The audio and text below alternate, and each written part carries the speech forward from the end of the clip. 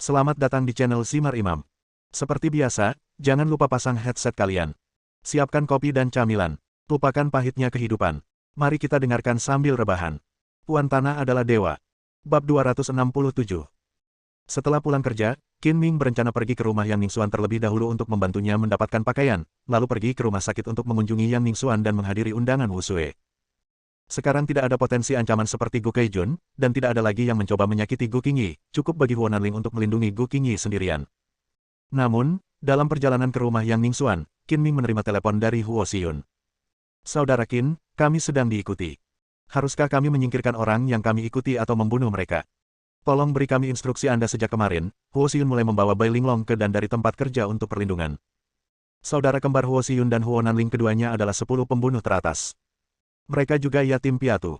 Mereka tidak tahu nama belakang mereka, jadi mereka diberi nama belakang Huo agar mereka bisa melakukan sesuatu dengan nama samaran. Qin Ming tahu tanpa menebak bahwa orang-orang yang mengikuti Bai Linglong adalah keluarga Yang atau kaki tangan keluarga Bai. Sekarang setelah mereka ditemukan, bukankah tidak sopan jika tidak memberi mereka hadiah ucapan selamat? Jangan pulang dulu. Pergi ke jalan lingkar luar. Aku akan memberi mereka beberapa hadiah ucapan selamat. Huo Xiyun melakukan apa yang diperintahkan. Ketika dia melaju ke jalan lingkar luar, mobil hitam di belakangnya masih mengikutinya dari kejauhan. Tiba-tiba sebuah mobil sport Porsche menyusul dari belakang dan baru saja melewati mobil berwarna hitam tersebut. Tiba-tiba mobil berwarna hitam tersebut mengerem tiba-tiba dan hampir menabraknya. Malai sebelah, kenapa kamu mengemudi? Apakah kamu mencari kematian? Teriak pengemudi mobil hitam itu dengan marah. Qin Ming melompat keluar dari Porsche, yang merupakan kompensasi yang diminta dari Wu Hao, putra tertua keluarga Wu. Dia bergegas dengan langkah cepat, dan tanpa mengucapkan sepatah kata pun, meraih kera pengemudi dan memberikan pukulan keras. Dia bahkan menurunkan pintu mobil. Ini sangat biadab. Orang-orang lain di dalam mobil itu tercengang dan tercengang. Baru setelah pengemudinya terlempar ke tanah, mereka sadar. Jangan mengira aku tidak tahu dari mana asalmu, keluar dari sini, ada yang ingin kukatakan padamu. Qin Ming berkata dengan nada mendominasi sambil membelai orang-orang di dalam mobil.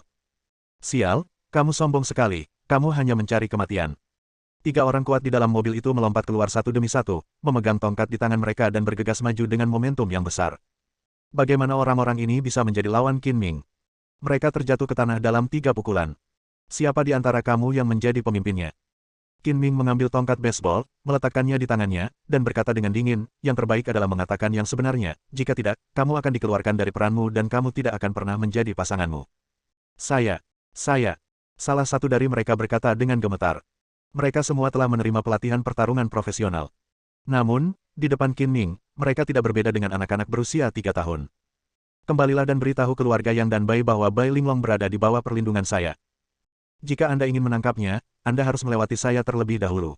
Saya harap ini adalah pelanggaran pertama Anda. Saya akan mengampuni Anda kali ini. Selanjutnya kali kamu kembali, kamu akan berakhir seperti tongkat baseball ini. Mata Qin Ming tiba-tiba meledak dengan 2 pancaran cahaya dingin yang menakutkan. Dia memutar tangannya dan tongkat baseball yang terbuat dari kayu solid pecah inci demi inci, berubah menjadi potongan-potongan dari kayu.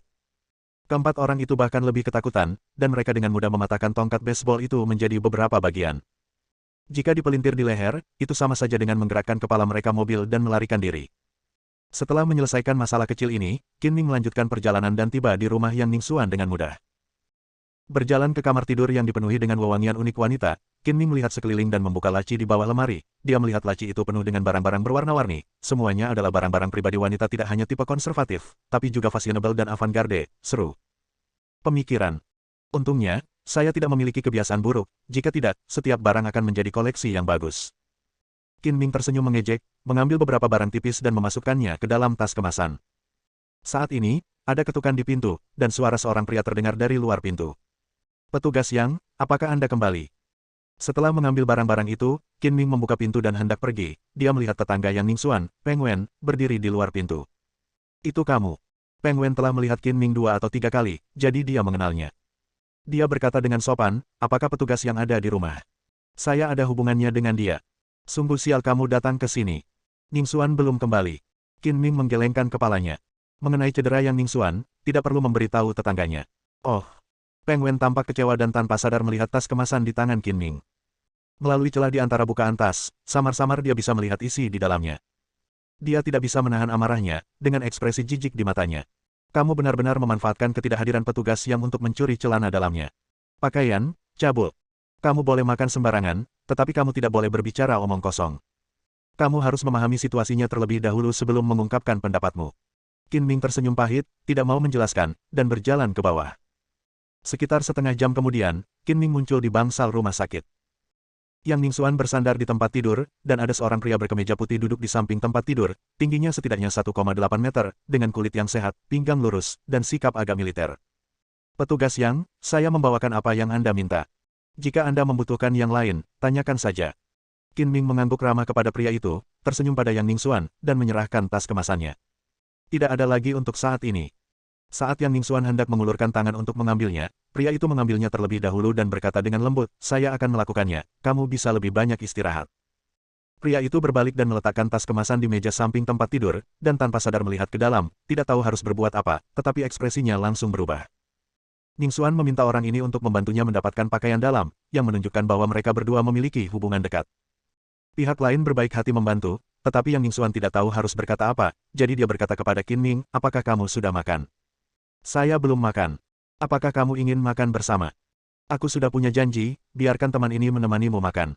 Kata Qin Ming sambil tersenyum. Suan, siapa ini? Pria itu sepertinya mengangguk sopan kepada Qin Ming, tapi ada sedikit permusuhan tersembunyi di matanya. Dia adalah temanku Qin Ming. Halo.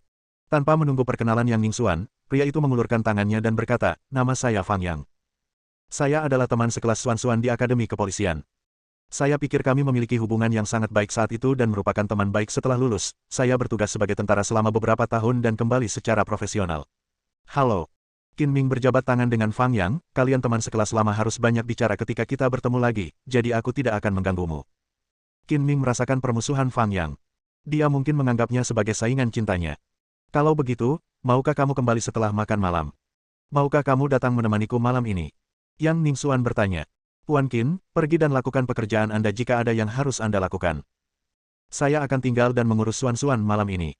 Fang Yang berkata dengan cepat sebelum Qin Ming dapat menjawab. Dengan teman lamamu di sisimu, aku tidak perlu lagi. Aku akan kembali lagi lain kali. Qin Ming meninggalkan bangsal dan bertemu Wu Sue di ruang tunggu. Ketika Qin Ming datang untuk berobat, Wu Sue melihatnya secara khusus. Tunggu untuk mengungkapkan ketulusan Anda.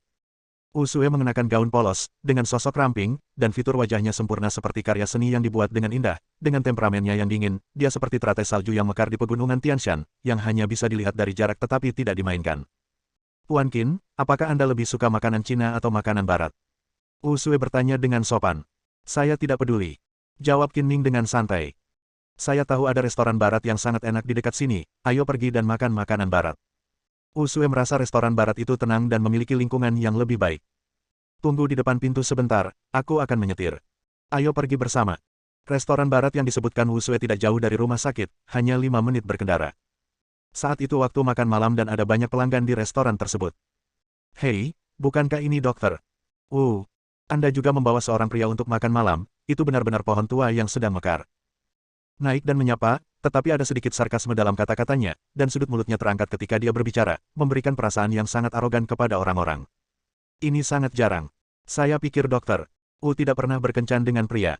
Seorang pria berusia 30-an yang duduk di seberangnya berkata dengan terkejut. Ini masalah pribadiku.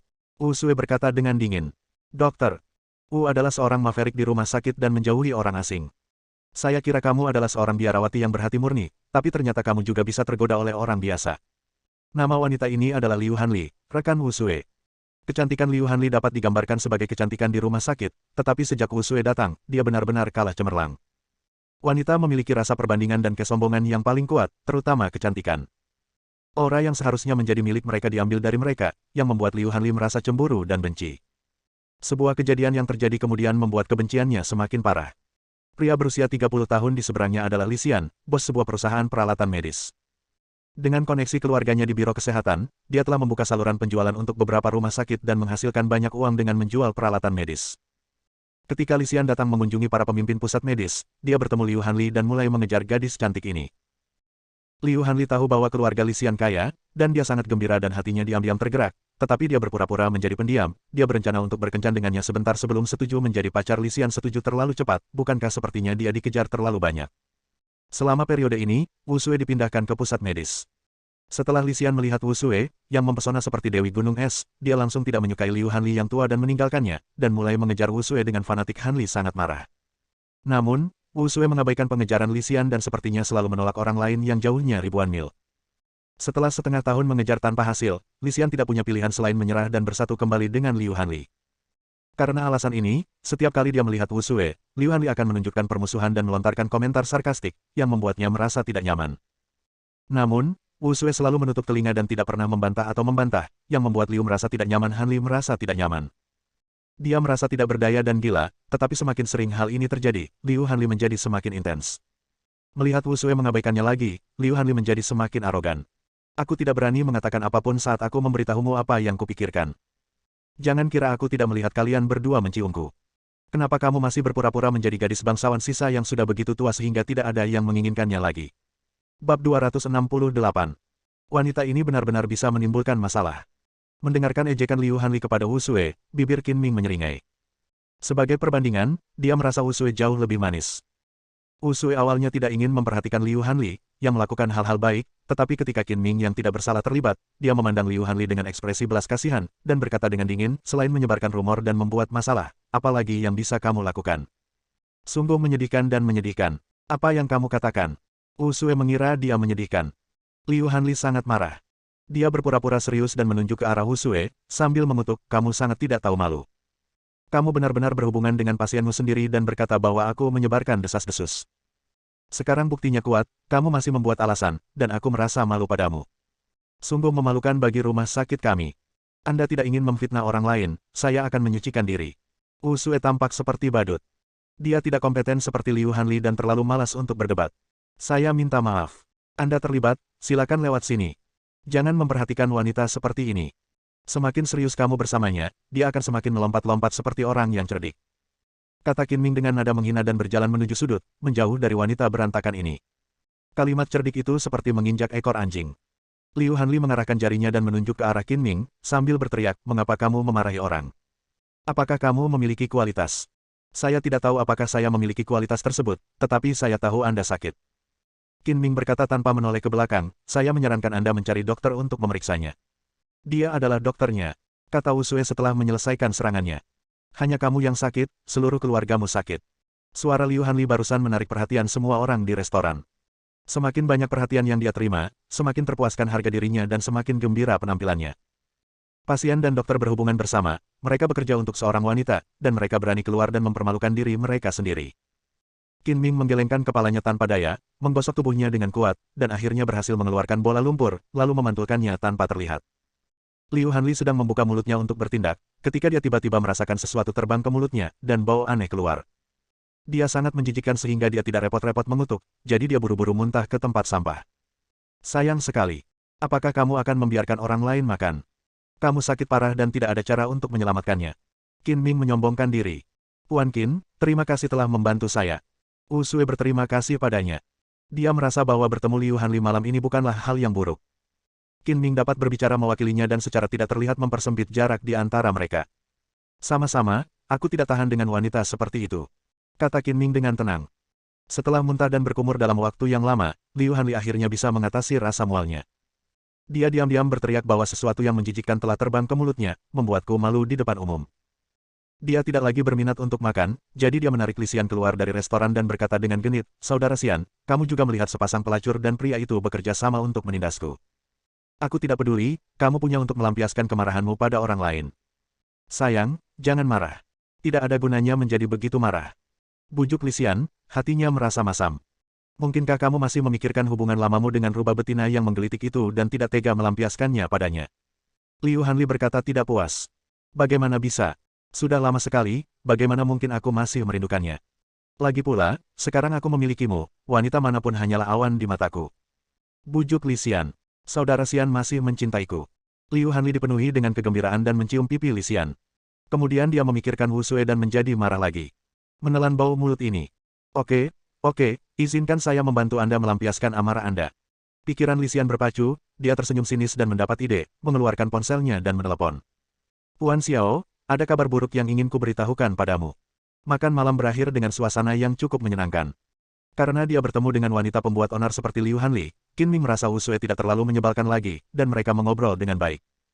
Wu Sui juga tidak pernah menyinggung soal pengambilan darah untuk penelitian, seolah-olah dia benar-benar harus melupakan masalah itu.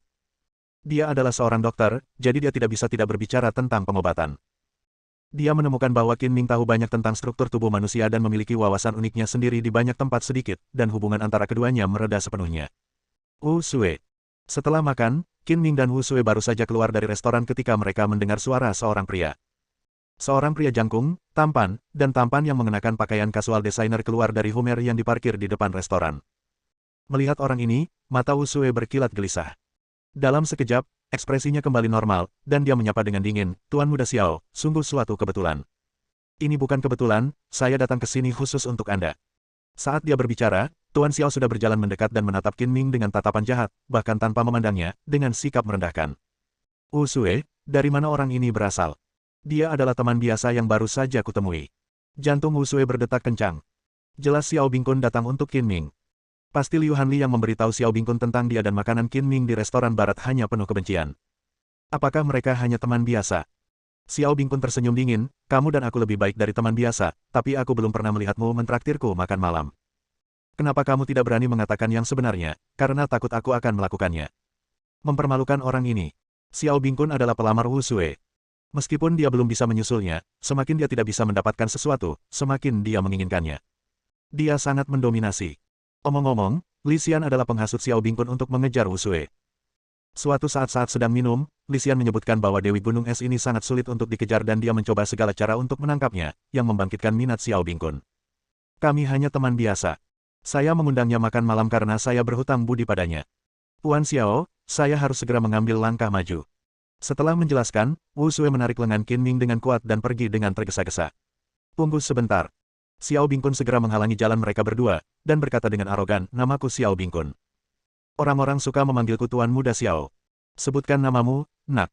Qin Ming tidak tahan melihat pemuda kaya seperti ini dengan mata terangkat ke atas dan lubang hidungnya mengarah ke langit. Dia berkata dengan dingin, "Aku belum pernah bertemu denganmu, dan aku tidak tertarik untuk mengenalmu."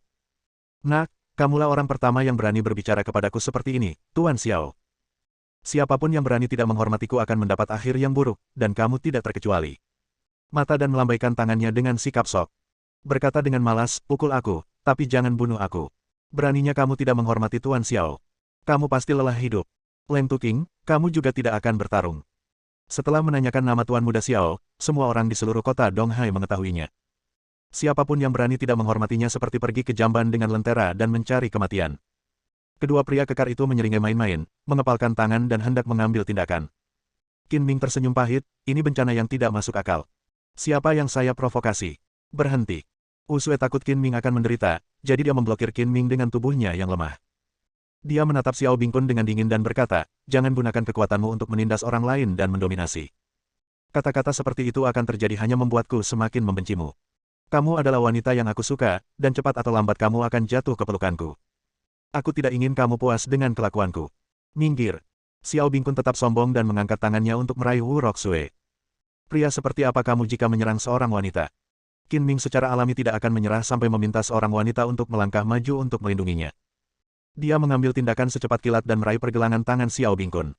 Pada saat yang sama, tangan satunya dengan lembut mendorong Wu Sui ke samping untuk menghindari menyakitinya dalam perkelahian nanti.